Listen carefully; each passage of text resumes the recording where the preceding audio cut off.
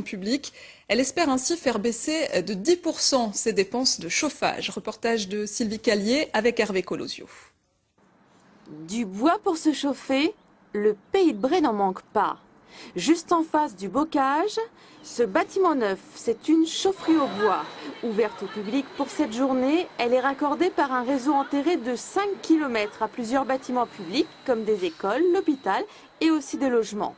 Un chauffage central de ce type a plusieurs avantages. Le premier, c'est la sécurité dans les établissements qui reçoivent du public, puisque nous avons remplacé nos chaudières par des échangeurs de chaleur. Ensuite, le kilowatt qui est livré par la chaudière est directement utilisable par le bâtiment raccordé.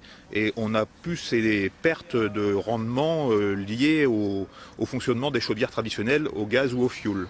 Dans le bâtiment technique, une chaudière bois de 2900 kW et aussi deux chaudières au gaz naturel en cas de pic de froid et de maintenance de la chaudière au bois.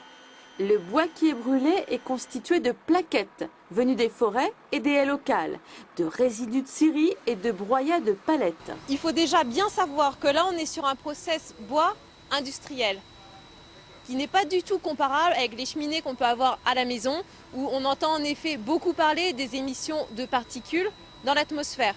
Là on est sur un équipement vraiment performant avec donc, la chaudière et derrière la chaudière un double équipement de traitement des fumées pour retenir toutes les cendres volantes qui pourraient sinon s'envoler par la cheminée. Coût de ce réseau de chaleur au bois, 4 millions d'euros, partagé entre l'ADEME, Agence de l'environnement, et l'entreprise caennaise Viria qui a construit ce réseau et obtenu la délégation de service public en concession. Dans l'actualité,